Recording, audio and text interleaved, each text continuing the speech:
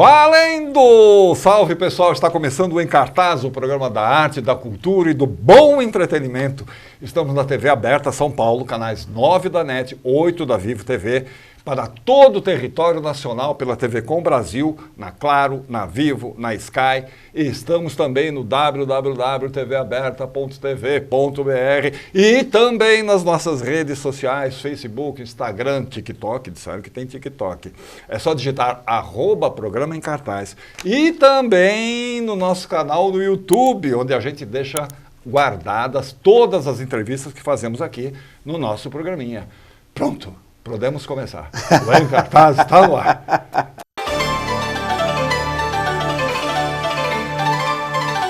Olha só, é um homem que não consegue se interessar por nada, nada, por ninguém, ninguém. Por que será? Quem é esse cara? Vamos saber aqui com o Otávio Müller. Olá, querido, querido. Muito obrigado. Aqui, imagina, puxa vida. você é maravilhoso. É o Arnaldo, meu personagem, no espetáculo O Caso. O Caso. Eu tô tão desesperado, eu não, o Arnaldo. O Arnaldo. A gente tá desesperado, todo mundo um pouco, mas no caso do Arnaldo, ele tá absolutamente paralisado, de saco cheio, achando tudo chato. Por quê? Vai. Pois por é, quê? porque Me diga. por conta dessa loucura do mundo, dessa velocidade do mundo contemporâneo, da internet. Essa chuva de informações, quantidade de chuva de informações. Sociais, não sei o quê. É tanta chuva de tanta coisa que ele tá doido, né? A peça me parece muito atual para esse momento pós-pandêmico e tudo mais. Ele vai para a terapeuta, é quando se inicia a peça. A terapeuta é a minha colega de cena, Letícia Snar. Maravilhosa, Letícia. Esteve aqui com a gente há uns tempos atrás, não lembro que peça ela estava fazendo. Que ela é uma atriz, faz muito teatro, faz televisão, faz cinema. Nunca tínhamos trabalhado junto, então tem esse encontro. É um encontro, Atílio, que é impressionante, porque a gente fez 2 meses no Rio de Janeiro, lá no Teatro das Artes, e eu não sabia que a peça era tão engraçada quanto ela começou. É uma comédia, é uma comédia. Eu já sabia que iam rir, mas riram mais do que eu esperava. Por identificação, eu acho que muito por identificação. Eu vejo que a plateia se identifica. Às vezes a pessoa até fala alto. Eu fiz isso, eu fiz aquilo. Ai, meu Deus, eu sou assim. Ai, não. Aí é isso. Quer dizer, uma opção dele. Falou, não quero mais saber de nada. Não. Eu acho que ele cai no buraco mesmo. Eu acho que a opção dele, quando ele está no buraco, ele já não sabe o que fazer quando ele está no buraco. E aí botam ele para cuidar da cabeça, né? Ele entra numa depressão. Ele entra numa depressão, não exatamente. Não me interesso por nada, não sei mais nada, não quero saber, não me interessa, não quero falar, né? Não é comigo. Falando assim, parece que não é engraçado, mas é. Não, é engraçado. É engraçado. É tragicômico, é tragicômico. É uma tragédia pessoal dele, que é uma situação extrema que ele está, né? As tentativas da terapeuta de tirar ele do buraco também são tragicômicas, às vezes são bem cômicas, e ela vai tentando, é tudo muito crível, é tudo muito a partir do real. E a gente explode. Não, eu imagino que é um caso também não muito comum para ela, né? Não, do jeito como ele vai apresentando, eu não vou dar spoiler, do jeito como ele vai blazando, o negócio é barra pesada. Barra pesada. Então, mas não é um caso comum. Não é um caso qualquer. Não é um caso qualquer. É um caso digno de estar no teatro. De subir no palco para fazê-lo. Aliás, esse texto é de um francês, como é que é o nome do francês aqui? Jacques Monginot, falei certo? Jacques Monginot. Cuja Marcos Tem que fazer biquinho. Marcos Caruso fez um texto dele já aqui no Brasil. É um texto contemporâneo. Como era o nome da peça que eu esqueci? O Escândalo Felipe do Sá. Escândalo Felipe do Sá. Produzido pelo mesmo produtor, Carlos Grum, dirigido pelo mesmo diretor, Felipe Filbert. É o segundo texto. Foi a primeira coisa que me chamou a atenção. Falei, é daquele cara que fez o Escândalo, deve ser bom. Olha, o Marcos Caruso ficou ali uns 4, 5 anos fazendo um monólogo que era bom pra caramba mesmo. Brilhante. Era muito bom. Esse autor é muito interessante. Então, foi a primeira coisa que me chamou a atenção. Falei, esse cara já tem um antecedente aí que é ótimo. Ele é ator também, se não me falha a memória, ele está em cartaz. Ele veio ver o Caruso, daqui a pouco ele veio ver a gente. Olha, que legal, que legal. A gente tem aí, deixa eu ver. A gente tem umas fotos, vamos botar umas fotos. Nós estamos falando de O Caso, que está encartado no Teatro Bravos, que fica ali no Instituto Tomiotaki. Instituto Tomiotaki, aliás, é impressionante, muito legal o Instituto Tomiotaki. É um prédio projetado pelo Rui Otaki, tem exposição, tem restaurante, tem... Mó barato lá. E o teatro é muito bacana. Ali vale a pena você chegar antes da peça, chega uma hora antes, dá uma tem circulada. Estacionamento, vários restaurantes em volta. Conhece ali as exposições, tem uma livraria. Que legal, bem legal. Super bacana o lugar. Cadê as fotos? Quero ver as fotos. Olha lá. Ai, meu Deus, olha a mão na testa. Ai, olha o desespero. Olha o desespero, né? Isso é lá no Teatro das Artes. Isso é no Teatro das Artes. Fizeram lá. E a Letícia Snardi ali, psicóloga, psiquiatra. Psiquiatra. Tentando tratar, olha o coitadinho. Coitadinho, olha lá. Eu cortei a barba, eu fiz uma carinha, mesmo, tô com uma cara mais levinha, né? Mais levinha. Ali a barra tá barra pesada lá, barba tá barra pesada. Olha! Dá uma peninha, né? Meu Deus do céu, o que está acontecendo? Ele é agarradinho no casaco, o casaco protege ele, esquenta a alma dele. Esquenta a alma dele, o casaco. Ali é o divã, ó. Ele foge um pouco do divã. E a psiquiatra falando para ele, você não pode ser Aqui em São Paulo eu faço com gola rolê, ó, e no Rio eu fazia de camiseta. Algum motivo estranho, especial? Não sei.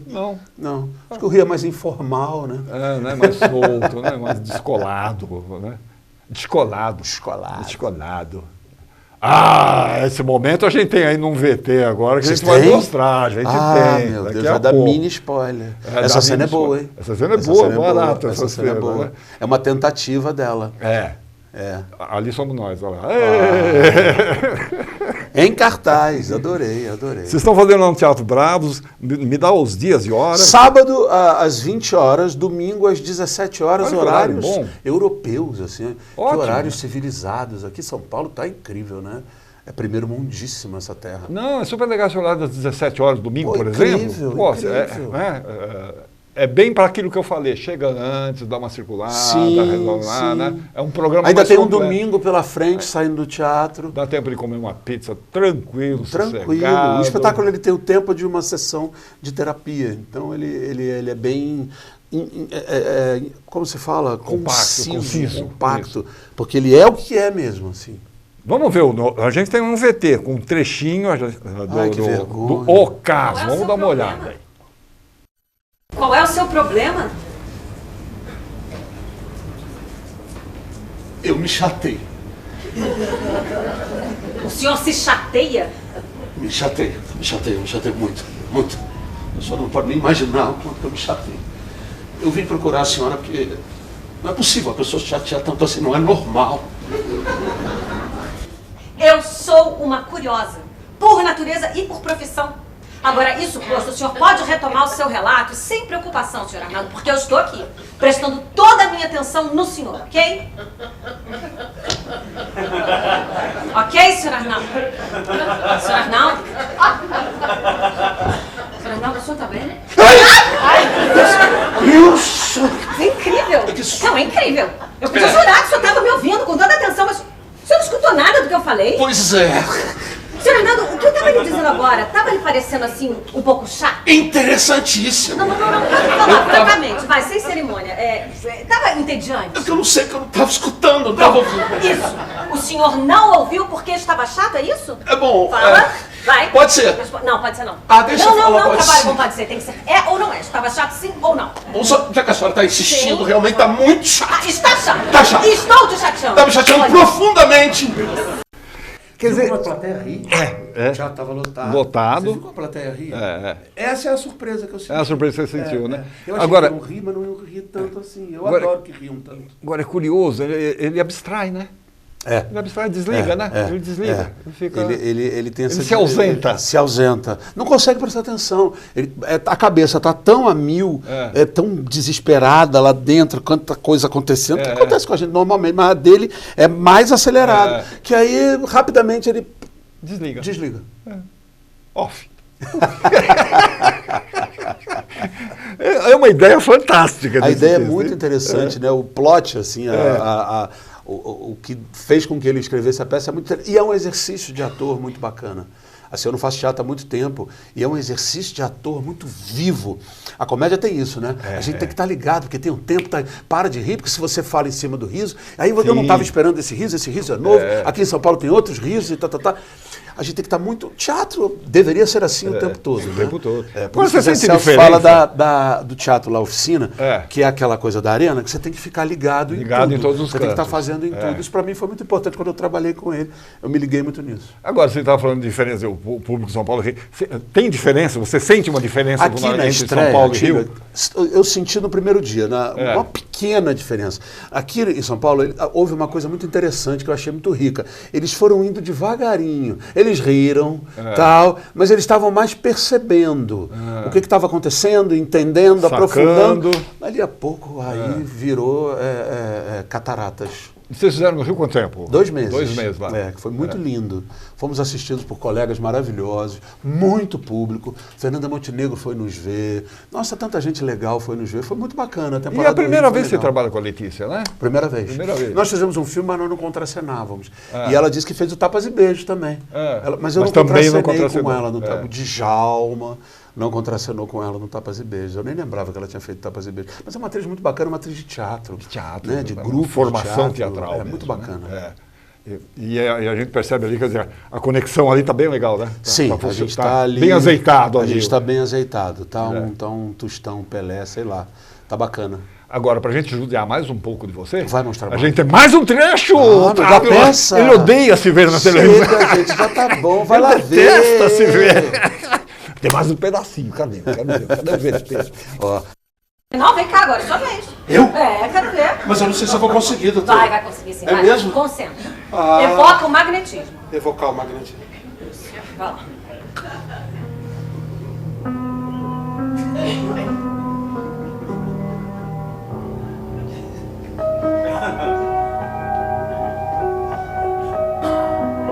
Quanto tempo que a gente fica? O que for necessário, vai, concentra.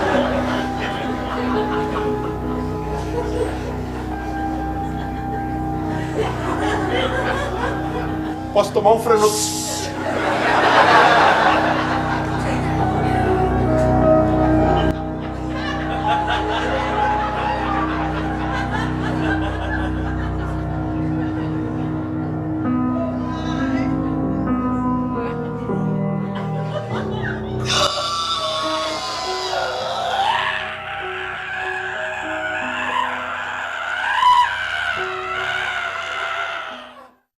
Graças a Deus, voltou, chega! A gente tá vendo. Eu fiquei aflito de ver eu você. Eu fico aflito de me ver, fico aflito de estar vendo a série da pedra, e eu fico aflito de tudo. Você está dizendo que a música é do seu filho? A música é do Francisco, Fran, dos Gilsons. Tadinho, entrou de férias ali. Fez carnaval, porque nós começamos a sair em janeiro, aí a agenda de carnaval é aquela maluquice, né? O bichinho tava entrando de férias, eu gudunhei ele, falei, pô, cara, vem fazer a trilha pro teu pai, pô. Papai. Popstar, você. Maravilhoso, maravilhoso. A primeira vez que ele trabalha com você também ou não? A primeira vez que o Francisco... Sabia que o Francisco fez, ele fez o Alemão, um filme? Ele fazia... Do Belmonte, né? Do Zé Eduardo Belmonte, Ele fazia terceiro assistente, estagiário, coisa e tal. Um ator faltou e era para fazer um filho meu em 2 cenas. Aí o diretor falou, pega lá o Francisco. Vem cá. E ele faz, vai lá ver o filme, tá lá comigo, ele fazendo. Ele aparece ali. Tem fala e tudo. Agora, o grande trabalho dele realmente é com os Gilsons. Com o Gilson, a carreira solo dele é linda. Ele tem um disco também que é lindo, com o Chico, filho da Cássia Eller. Mas o Gilsons é um sucesso estrondoso, né? Uma coisa gigante. Várias queixas. Eu vi ele cantando várias queixas lá em Salvador, junto com o Olodum, que é da onde a música saiu, essa música específica, mas ele faz letra, ele é instrumentista. Ele é um talento. Só podia ser. Ele é meu filho com Preta Gil. Otávio, então Teatro Bravos. Teatro Bravos no Instituto Tomiotaki, sábado 8, domingo 17. Apareçam lá. Até Estamos quando? aí mais 2 meses, inicialmente. Bora? Por que é importante ver essa peça? Me fala. Eu acho que primeiro que você vai dar uma desopilada, vai pensar, vai pensar, porque rindo a gente pensa, né? Oh. O caminho para pensar, muitas vezes, parece que não, mas é o riso, é rir. Você vai se divertir. Eu gosto muito de falar isso, porque realmente o que eu estou falando é o que eu faço lá mesmo. Você vai se divertir e vai pensar. Legal. Então é isso. Teatro Bravo, sábado às 8, domingo às 5, mais 2 meses por aí, Instituto Tomi Otaki. Maravilha. Otávio. Obrigado. Lindão. Obrigado Boa mesmo. sorte para você. Dá um abraço para a Letícia. Vou dar um abraço Saudade dela. Até uma próxima. Muito obrigado. Deixa eu ver aqui o que é que nós temos. Isso aqui já foi. Donna Summer. Oba, Donna Summer. Eu vi show da Donna Summer. Você viu? No Maracanãzinho. No Rio? No Rio, 70 anos atrás, mas eu vi. Caraca. Então ele lembra da Donna Summer, muita gente lembra, claro, da Donna Summer, rainha das discotecas. Rainha da discoteca, maravilhoso. Poxa, ela também Nossa, lembra da Donna Summer, olha lá. Foi no show? Eu fui. Então, ela é uma rainha das discotecas da dance music dos anos 80 até os anos 2000. Ela morreu em 2012 e agora tem um documentário sobre ela que está nos cinemas e nos streamings. O documentário tem cenas de infância, primeiras apresentações, o auge da carreira e tal. A gente tem um trailer aí do Donna Summer. Vamos ver? Que legal. Do you love somebody? Does everybody here have somebody to love? No? Well, love me for right now, okay? The audience would get completely uncontrollable. People would begin to, rip their clothes off and throw them on the stage, bras, underwear. I didn't know it was going to be like that racy. I remember when I Feel Love came on at Studio 54, you just stopped in your tracks. You thought, what is this? People screamed. It just went on and on and on, and you didn't want it to stop. I have a secret life. You're looking at me, but what you see is not what I am. Who is she? My approach to singing, I approach it as an actress. I don't approach it as a singer. And it's really acting. I'm not trying to be me. I came out with Georgia with the which just changed the face of music for a while. She was the first female Black artist to ever have a video on MTV. She was complicated and struggled with her fame. Donna was trying to navigate being a mother. And the responsibility of that and the weight of that is immense. There's too much fire in me. A lot of her life revolved around privacy and secrecy. We would find out things by reading newspaper articles that they had clipped out and hidden in places. Sing it loud. She works hard for the money. So hard for it, honey. I work hard for my money, so you better treat me right. All right.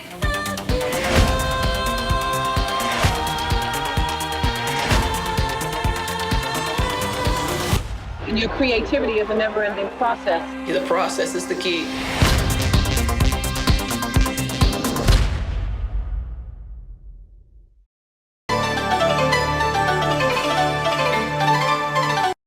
Hold on.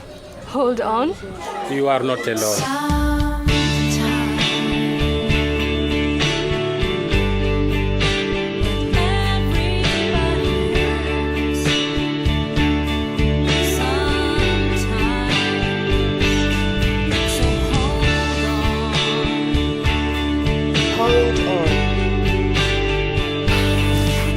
Hold on.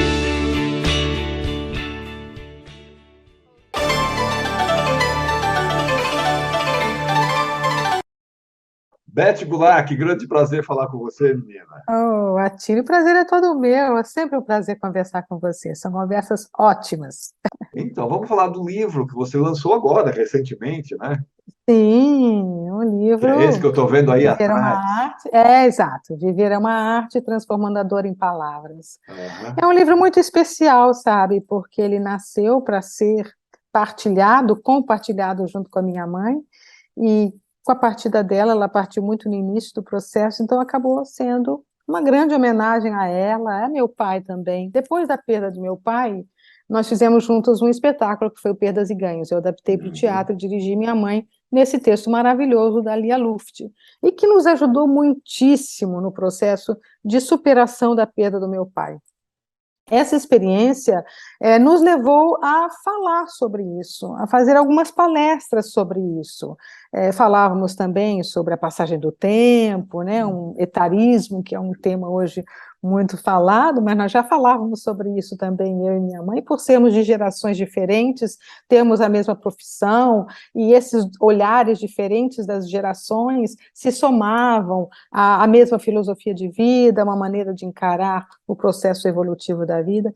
E fomos convidadas, então, para fazer um livro sobre o teor dessas palestras. Obviamente, seguiríamos um pouco o esquema das próprias palestras, que era eu que puxava o tema, os temas principais, eu desenvolvia o tema e a mamãe fazia comentários sobre esses temas. Eu trazia sempre aquele toque de sabedoria maravilhoso. Mamãe tinha uma verve oratória muito boa, muito bonita. Então, ela sempre mandava mensagens muito positivas para as pessoas e assim fazíamos essa parceria, né, nas palestras.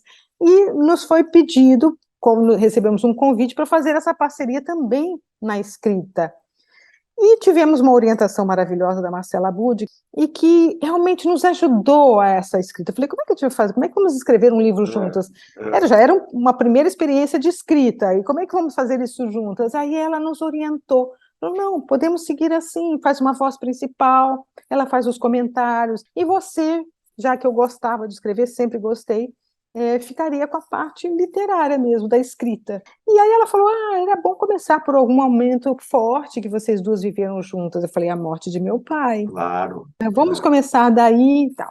E nós tivemos alguns encontros, tivemos uns 3 encontros, Atílio. E aí ela pegou a Covid e partiu. Olha que coisa. Olha que coisa, né? Quer dizer, o livro é resultado de 2 perdas, na verdade, né? Exatamente. Ele acabou sendo o reflexo, ou o resultado de um processo pessoal de 2 perdas muito grandes. Nós vivemos a perda dele através de uma peça de teatro. Foi o teatro que nos ajudou, né? Sim, foi através de um texto maravilhoso da Lia Luft que nós, sim, vivenciamos uma catarse incrível com a plateia, falando sobre esse nosso processo. Mas essa agora...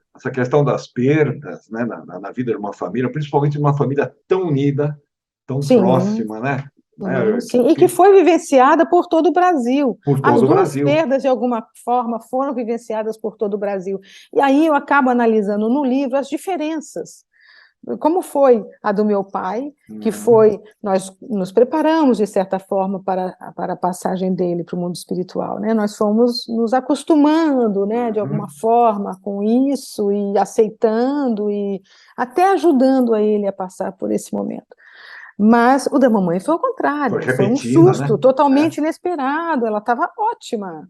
Então, ela foi tirada de nós, né, num processo de pandemia, e isso que aconteceu conosco, aconteceu com milhares de famílias, muita gente, não só no Brasil, como no mundo. Então, de alguma forma, tudo aquilo que estávamos vivendo também dizia respeito a muitas famílias. Então, eu acho que esse livro acabou sendo o registro de um tempo. Você começou no palco ao lado da sua mãe, né? Trabalhando com ela. Ao lado de minha mãe, de minha avó também. Da sua avó avó, também estava em cena. Nos raios gama, né?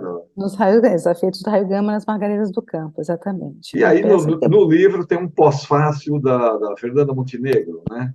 Sim. Que também começou no palco com a sua mãe. Ao lado de minha mãe, Ao lado de sua exatamente. mãe. E ela fala uma coisa linda, que é isso da nossa família teatral, né? Uma Miradade que fala isso. Todos nós que fazemos teatro, fazemos parte de uma grande família. A família artística do Brasil, né? A família da arte do teatro. É um amor muito profundo e especial que temos pela arte da representação e pelo respeito ao público, ao palco. Na verdade, o livro acaba contando um pouco da nossa história, mas ele não é uma biografia.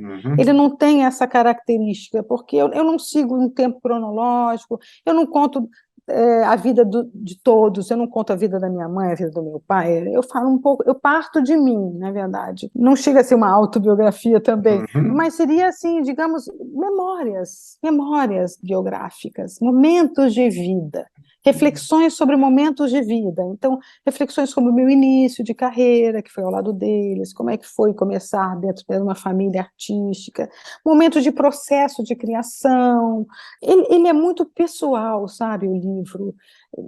Eu não gosto de dizer que é biografia, porque eu não segui nenhum parâmetro estético e Sim. literário desse tipo de livro. Então, eu escolhi alguns momentos para poder desenvolver uma linha de raciocínio sobre determinados temas que eu abordo no livro. No livro eu coloco um pouquinho a minha visão da vida, meu conceito de existência. Me falaram uma vez uma coisa que eu achei muito legal. Você fala de coisas muito profundas de uma maneira muito leve, muito simples. Então, todas as pessoas podem ter acesso ao que eu estou falando, mesmo que o tema que eu esteja abordando seja um tema um pouco mais profundo. Agora, você faz parte de uma família que é muito admirada, muito querida. A gente Sim. ouvia o que a Anissete falava, a gente ouvia o que o Paulo Goulart falava, né? E isso é muito importante, quer dizer, isso é um registro, quer dizer, da importância que eles tiveram, não só como artistas, mas como pessoas, como seres humanos. Eu acho, sim, que eles ficaram marcados nas pessoas, não só pelos maravilhosos e grandes atores que foram, mas pelos seres humanos maravilhosos que foram. Foram dois espíritos que vieram com uma missão iluminada de ser símbolo do amor. E muito agregadores, né? Muito agregadores, juntavam e pessoas, olhando para o próximo e colocando todos nesse sentido de família maior, mais ampla, não só a família consanguínea. Então, as pessoas viam em meus pais alguém da família. Então, eu acho que a nossa família é um pouco missionária nesse sentido, no sentido também de abrir os olhos para as pessoas para uma visão mais espiritual da vida. Não uma visão tão concreta e tão prática, né? Temos o nosso corpo, mas nós não somos só o nosso corpo, nós não somos só a praticidade da vida, nós temos que dar sentido à nossa vida. E quando falamos em sentido, falamos de uma maneira mais ampla, falamos em propósito de vida, falamos em missão, falamos em Ikigai, que é um termo tão maravilhoso. Vocês conhecem Ikigai, esse termo japonês? Como é que é? Ikigai é um termo, Ikigai. É um termo japonês que significa você descobrir a sua razão de existir. E todos nós temos um dom, né? Uma aptidão. E isso você vai aos poucos aprimorando, se torna uma paixão. Você pode ganhar dinheiro com isso, isso se torna uma profissão. Mas chega uma hora que você tem que descobrir o que o mundo precisa que você faça com isso. Isso é a sua missão. Então, quando você descobre a sua missão, somando o seu dom, a sua profissão, a sua paixão, né, você descobre o seu Ikigai. Então, você se torna útil à comunidade a qual você vive, servindo com o seu potencial.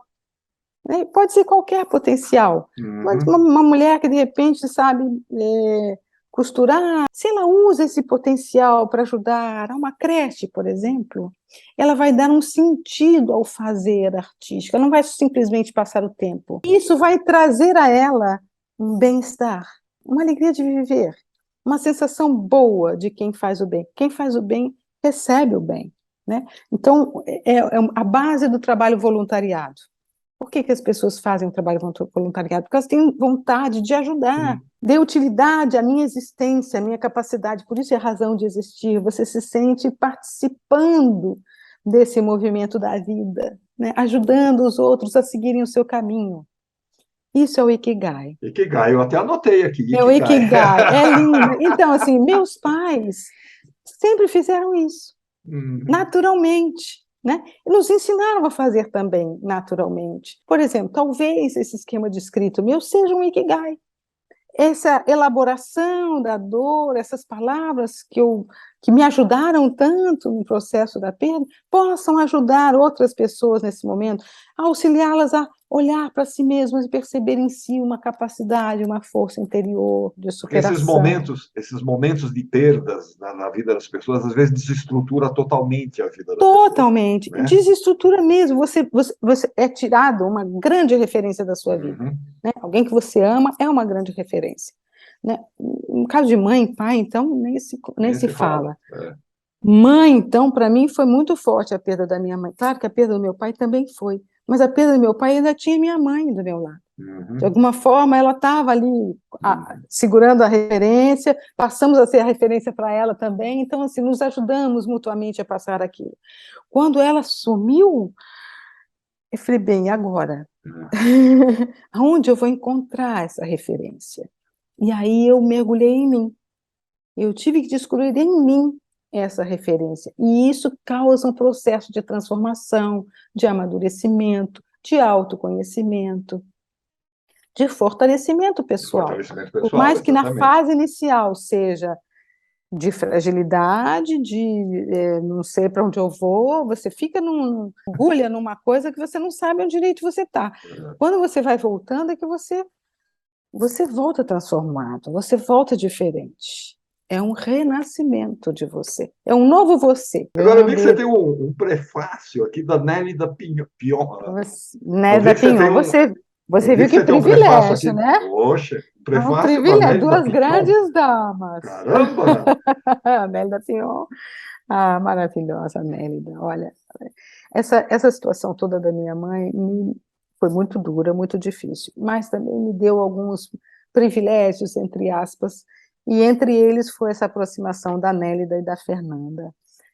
A Fernanda eu já conheci, a Fernanda acompanhou o nosso crescimento, né? Famílias irmanadas pelo tempo, né? Então fomos nos acompanhando mutuamente o crescimento uns dos outros. E a Nélida eu conheci. Primeiro que teve uma situação muito interessante. Eu fiz um trabalho na TV Cultura que era um especial que era assim, o autor por ele mesmo. E eu fiz a Nélida. Olha! Então, quando eu a conheci pessoalmente, ela falou assim, você me fez.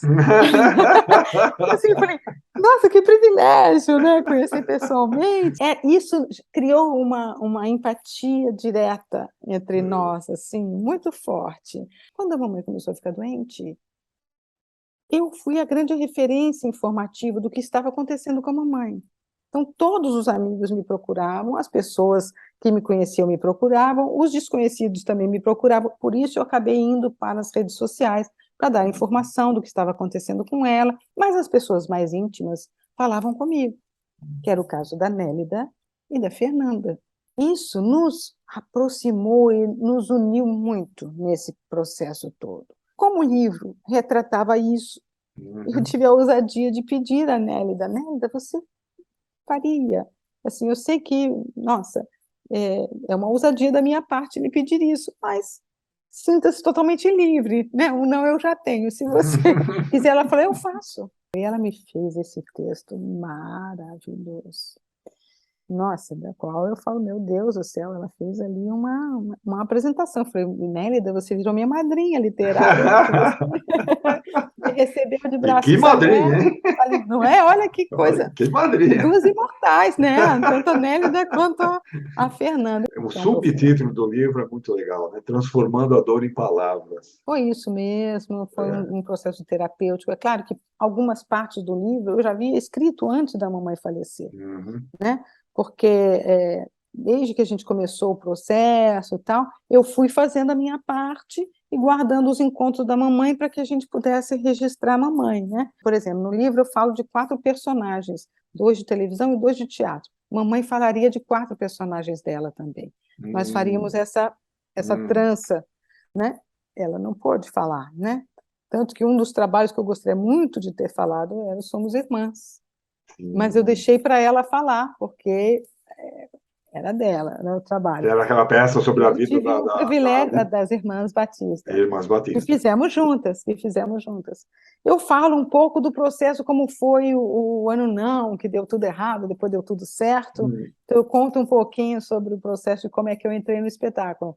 Eu fui convidada desde o início para participar do espetáculo, mas eu já estava compromissada com outro espetáculo. Esse outro espetáculo que não aconteceu. Eu falo sobre isso também, que às vezes a gente quer comandar as coisas e não comandamos nada. Quanto mais você luta para determinar as coisas, mais elas saem das suas mãos, porque não depende da gente. Então eu contei um pouquinho esse ano não. Foram 3 projetos que chegaram a mim que eu não consegui realizar. E no ano seguinte, eu acabei realizando 2 desses projetos, e que foram maravilhosos. Eu acabei recebendo prêmio pelos 2 projetos. Viver é uma arte, transformando a dor em palavras. A dor em palavras, isso. O livro de estreia. Viram outros? Isso te entusiasmou? Sim. Eu acho que é uma linguagem que, como eu falei, da relação Ikigai com a literatura, eu acho que tem a ver, sim. Eu acho que, na verdade, era uma vontade adormecida que foi despertada nesse livro. É como se esse livro abrisse uma porta, agora eu quero entrar nessa porta e ver aonde isso vai me levar. Espero que sempre servindo a esse bem maior, somos instrumentos de um poder superior, e servimos a nossa arte também como instrumentos. Então, que esse instrumento da literatura possa ajudar muitas pessoas. Eu senti uma coisa muito linda com esse livro, que é diferente do meu trabalho como atriz. Como atriz, a gente conta outras histórias, e a gente tem uma relação direta com o público, mas uma relação coletiva com esse público. Com a literatura, não. É uma relação pessoal. Eu falo com você. Está no seu quarto, no seu momento íntimo, no silêncio, ouvindo o seu coração. Então, é uma linguagem muito direta e pessoal. E isso tem uma força muito grande, sabe? É um privilégio você chegar nesse lugar para as pessoas. E se esse chamado chegou até a minha vida, vou seguir o chamado. O Zoom já está avisando aqui que vai nos derrubar poucos instantes. Imagina uma conversa tão gostosa. Viver é uma arte transformando a dor em palavras. Beth, muito obrigado por essa conversa realmente deliciosa. E eu que agradeço a você. Você já sabe disso, mas sempre é bom ressaltar que você está fazendo um trabalho muito legal, muito importante, que seguramente vai ajudar muitas pessoas. Né? Que seja útil, né? Que possamos plantar algumas sementes do bem aí nos corações, nas mentes das pessoas. É isso, foi feito do coração e que toque ao coração de cada um. Eu recebi esse amor em forma de livro. Maravilha. Beth, Gamberê! Amado, Gamberê! Gamberê! Vou parar de gravar. Meu querido. Até mais.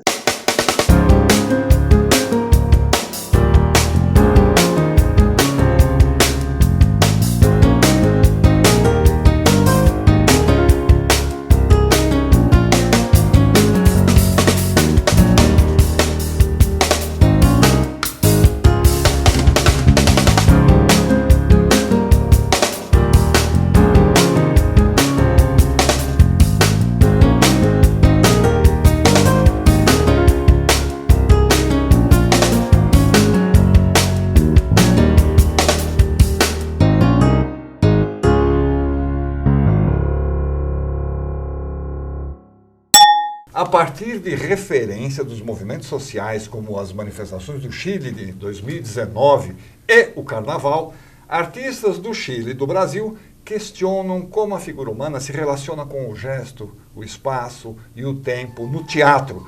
Parece complexo, mas a gente vai entender isso melhor aqui com o Davi Sêncio. Falei certo? Atêncio. Atêncio. Davi Atêncio. Falei errado. Tá? Davi Atêncio e o Matheus Fávero. Isso. Tudo bom, gente? Tudo bem. Para a gente começar, essas manifestações no Chile em 2019... Em 2019 teve um estallido social no Chile, que foi super significativo e que começou uma nova etapa política, que na verdade ainda não terminou. Ainda não se encerrou. Ainda não se encerrou, que foi o movimento por uma nova Constituição.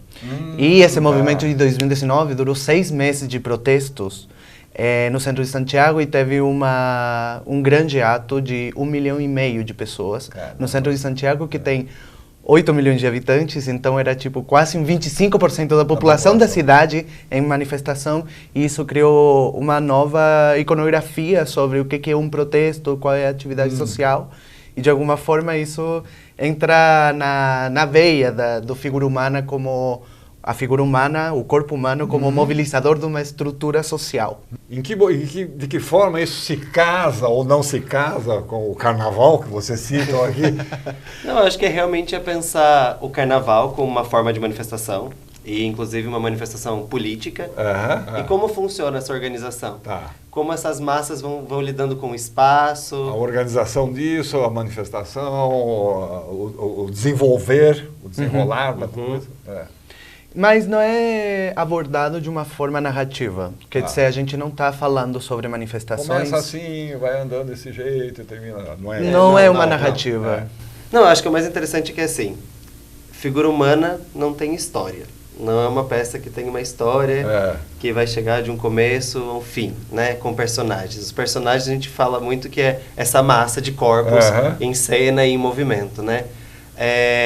Mas realmente o que a gente está observando são essas relações, né, Davi? Como essas relações se dão entre o corpo e o espaço, entre o corpo e o objeto. E nisso a gente vai trazendo algumas camadas de ficção, que a gente pode chamar assim, das manifestações, do carnaval, uma camada a mais dentro dessa observação analítica.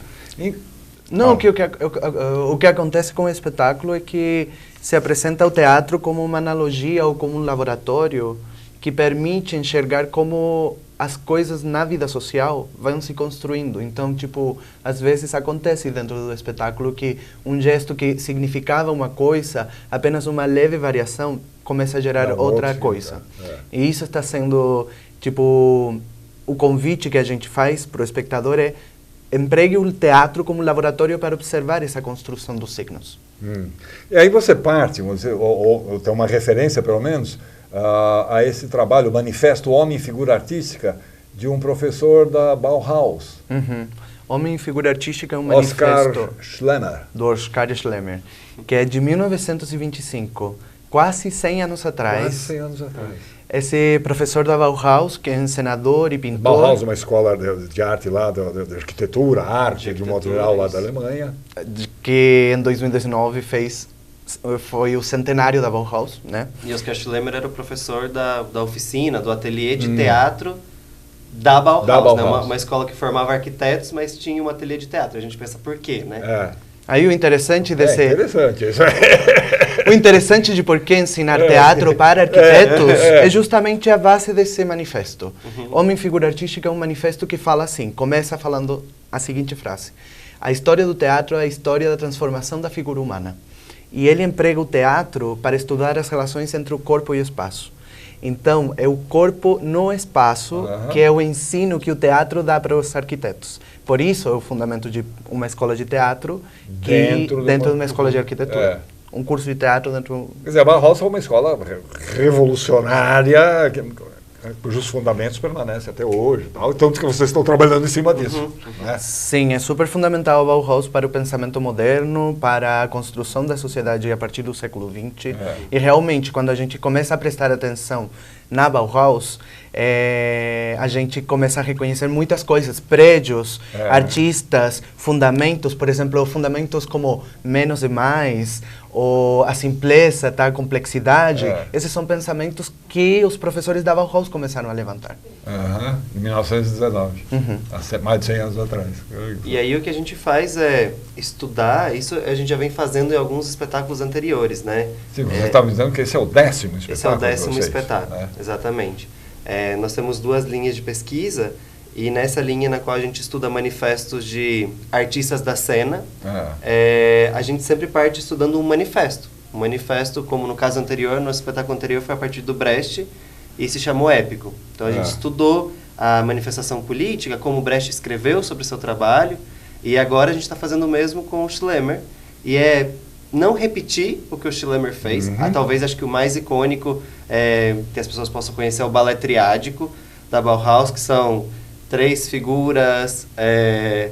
Me ajuda a descrever. Não, ele coloca uma espécie de dança mecânica com uns figurinos cônicos, circulares, e ali, a partir do figurino, ele começa a criar essas relações espaciais. Tipo, o cônico, como é que isso gera uma espiral? Bom, a partir disso, ele começa a especular essa ideia de a relação entre o corpo e o espaço. Só que o nosso espetáculo não pega essa linha através do figurino, pega através do conceito, que é... A estrutura do espetáculo é muito eloquente com essa ideia, que vai sendo apresentado elemento por elemento. Por exemplo, observe como as mãos são 2 linhas que vão em paralelo, que podem levantar, podem ser assimétricas. Observe como os dedos criam certas coisas. Aí avança para as pernas, aí avança para movimentos, aí avança, aí integra espaço. Observe as relações diagonal, horizontal, vertical, o tempo. Observa como o tempo se repete, como varia, como blá, blá, blá, blá, blá. E aí chega um momento onde a gente pergunta, então, com esse laboratório, o que podemos aprender agora? Vamos. essa é a estrutura do espetáculo e acho que respeita a política e não a forma ou estilo que a Bauhaus fez. Mas a forma de pensar, a forma de fazer, a metodologia, né? É para isso que a gente traz, e não tentando copiar uma forma de 100 anos atrás. Isso muda, vamos dizer, a partir... Muda-se considerando o passar do tempo, porque essa forma vai se alterando também, né? Vai se alterando... Outras coisas vão sendo incorporadas, né? Ou não? Totalmente. De fato, quando começa, por exemplo, isso com que a gente começou conversando aqui, das relações com as manifestações, as manifestações não estão no início. Não é isso que a gente está apresentando. Essas são um ponto de chegada, talvez, mas o que interessa é como isso chega. Esse processo para o espectador é o laboratório que a gente propõe. Disso, né? A gente tem umas fotos aí, vamos botar umas fotos? Acho que pode. Aí vocês vão falando em cima o que está acontecendo, o que está rolando. Aí, por exemplo, essa é uma imagem que apresenta 5 dos 8 atores, na qual os gestos que eles estão tendo foram gestos que foram apresentados anteriormente. E, por exemplo, nesse momento, é um momento de acúmulo de um certo tipo de imagem. Opa! Aí tem uma presença matemática mesmo, ou jamais... Bom, essas linhas, na verdade, foram propostas pelo Oscar Schlemmer, que ele fala como a relação espacial é construída a partir da interação do corpo. Então, por exemplo, uma linha horizontal dos braços tem a ver com a linha horizontal do teto ou do chão. Então, é uma cena na qual a gente começa a instalar no espaço essas linhas de forma visível. A gente aí está trabalhando concretamente a fita crepe. A fita crepe. E o que a gente vai fazendo dentro do espetáculo é ir construindo essas linhas como um diagrama, uma grid no chão, que isso vai orientando tanto a gente que está construindo como quem está assistindo. Então a gente vai demarcando essas linhas que na verdade são regras, que estão dentro do pensamento, que estão em todo o teatro, só que a gente vai fazendo elas aparecerem. E aí a gente vai colocando, começa com um espaço vazio e a gente vai demarcando essas linhas. E já estão várias linhas quadradas. Para ver a transformação, exatamente. E continua a repetição dos gestos e a repetição da composição espacial, e esse é um momento do tempo, quando começa a repetição a acontecer. E aí começa uma estrutura muito mais louca, no sentido de uma estrutura bem mais matemática, como se fossem uma espécie de composições rítmico-temporais. E a gente está trabalhando a matéria do tempo nessa cena. Você está falando das composições rítmico-temporais. E a música que acompanha isso aí? A música foi feita a duas mãos. A duas mãos. Especificamente para o espetáculo. Especificamente para o espetáculo. Acho requer isso, né? E eu acho que é muito interessante, porque a gente vem tentando, realmente, Davi é chileno, eu sou brasileiro, e a gente vem fazendo esse programa, que é Terceiro Abstracto ser binacional. Então, como que a gente vai trabalhando? Se a gente está aqui no Brasil, com artistas de lá também, né? Então, por exemplo, a música, quem fez um projeto de música foi um artista de lá, com quem a gente sempre trabalhou, mas super desenvolvido em sala de ensaio, em processo, pela Emily Becker, que é daqui, minuciosamente. Peraí, volta uma foto anterior, que tem essa aí, das bandeiras. Por exemplo, essa é a mesma primeira imagem. Aquela primeira imagem. Só que agora tem um objeto. Acrescentada de outros elementos. E aí a pergunta é o que muda, né? Como se forma algo e como se transforma algo. E acho que aqui dá para ver uma nitidamente essa transformação. Quer dizer, são os mesmos gestos, posições, tudo, só que agora acrescentado um elemento que dá uma outra leitura, uma outra dimensão para.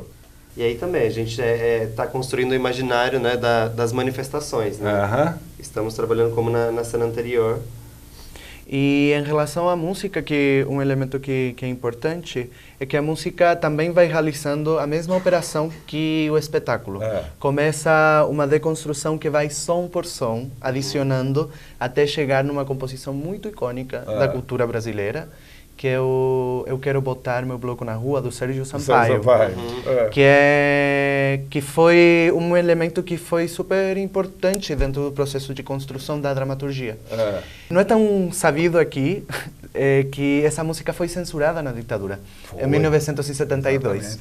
E foi censurada porque incitava a movimentação das massas. Esse negócio de botar bloco na rua... Não. Então, tem um elemento ali que para a gente foi super caro, porque é é uma música de importância cultural dentro do carnaval, que tem um impacto social, tipo cultural mesmo, e ao mesmo tempo se relaciona com esses movimentos sociais. Grande figura o Sérgio Sampaio, aliás, tristemente esquecido, né? Ele tem uma obra muito interessante, muito curiosa, forte, né? E que as pessoas pouco conhecem. Tudo bem, vocês estão fazendo isso lá no TUSP, no Teatro da Universidade de São Paulo, lá do Butantã, não é o da Maria Antônia não, hein, gente? É um espaço novo, né? Espaço novo, né? Que é muito bonito, eu não tive a oportunidade de ir lá ainda. Essa é a primeira temporada realizada no TUSP Butantã. Já aconteceram algumas apresentações pontuais. Esporádicas. O Festival Nascente da USP também aconteceu lá, mas a gente está aí abrindo esse espaço com uma temporada. E um espaço muito interessante, porque tem realmente uma arquitetura um pouco diferente. E eu acho que... Recebeu bem o... E que acho que está tentando vincular a universidade com a produção artística. Então, esse espetáculo acho que entra bem nessa ideia desse novo espaço, que é tipo insertar as pesquisas acadêmicas. A gente somos estudantes da USP, e como é que a pesquisa acadêmica também é criação. Tipo, o projeto tem um lugar de pesquisa e criação de forma explícita. Que é o que a gente chama, não a gente, né, mas o que se debate como prática como pesquisa. Que é pensar a ideia, igual a gente diz, né, figura humana a gente convida que o público enxergue como um laboratório, observar o teatro como se fosse um laboratório científico, só que ali eu não estou olhando no microscópio células, eu estou olhando gestos, eu estou olhando o tempo. Essa ideia vem realmente de pensar que o teatro pode pesquisar como qualquer outra área, como a geografia pesquisa, como a engenharia pesquisa, como a medicina pesquisa, o teatro também pode pesquisar. E como a gente pesquisa? Por meio do teatro, terminando em um espetáculo. Em um espetáculo. Isso. Me veio a lembrança agora, alguns, por exemplo, cômicos de televisão, que falam, não, porque uma das coisas primordiais é o timing, é o tempo. Quer dizer, aquela piada, aquela situação, se ela não tiver aquele tempo, se ela não tiver aquele timing perfeito, ela não vai funcionar. Bom, o tempo é um elemento super importante. De fato, se tivessem mais atores, estariam te comentando mais essa exigência do tempo. Eles têm a partitura musical, a gente foi trabalhando com partituras musicais mesmo, tipo da composição do som. Eles têm uma estrutura do tempo na cabeça com a qual eles vão seguindo. Foi treinado isso. O timing. Então, se para 10 segundos. Exatamente. Quer dizer, existe uma precisão para que a coisa realmente funcione. É uma peça seja eficaz. É uma peça que exige muita precisão. Isso foi atingido pelos atores. Quanto tempo eles ficaram ensaiando isso? 1 ano. Porque eu imaginei, uma coisa, isso não se faz em um mês. Não, é um processo de 1 ano. A gente começou em abril, um pouco mais, né? Abril do ano passado. Mas o projeto em geral começou há 4 anos. Sim, foi em 2019. Exatamente. Aí a gente começou a conceber observando as manifestações de 2019 do Chile. É que aconteceu algo em 2019 importante, talvez, de comentar. A gente foi convidado como programa Terceiro Abstracto a fazer a inauguração da exposição do Centenário Bauhaus no Museu de Belas Artes no Chile. Uma performance que ia acontecer em novembro. Só que como aconteceu o estallido social em outubro, a situação foi crescendo cada vez mais e se cancelaram todas as atividades. Depois veio a pandemia, então se cancelou todo esse evento da comemoração do Centenário Bauhaus. Só que ali a gente teve a oportunidade de começar a pensar a relação entre o estallido social e a Bauhaus.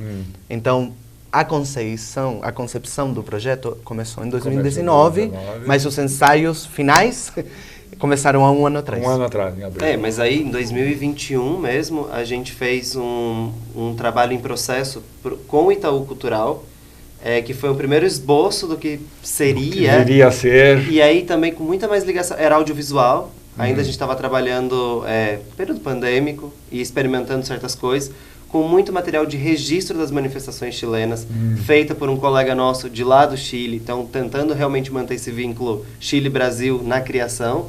E aí, quando foi o começo do ano passado, no TUSP Butantã, a gente conseguiu dar esse start do processo para virar espetáculo. A gente fez um laboratório de composição cênica, chamava. Várias pessoas se inscreveram, a gente fez 1 mês de laboratório e logo a gente chamou algumas pessoas para se incorporarem no espetáculo. Então, hoje nós somos 8 em cena. 8 em cena. Legal.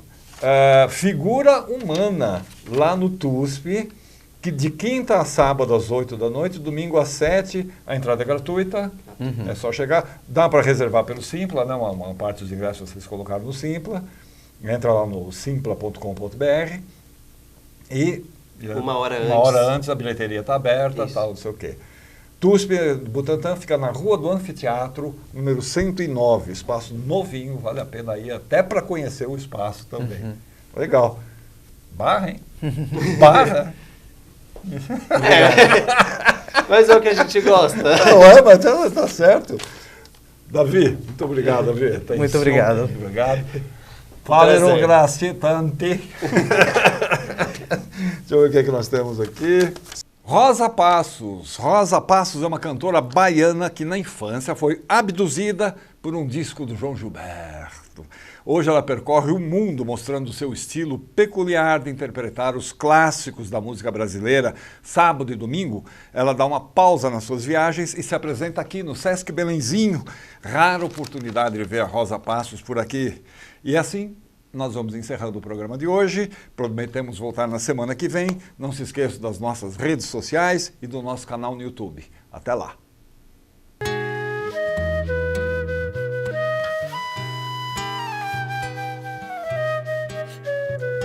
Você vai ver,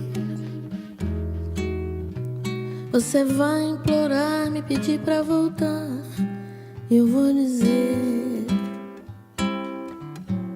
dessa vez não vai dar.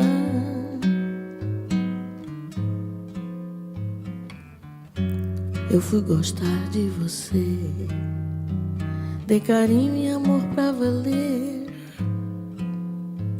Dei tanto amor, mas você queria só prazer. Você zombou e brincou com as coisas mais sérias que eu fiz quando eu tentei com você ser feliz.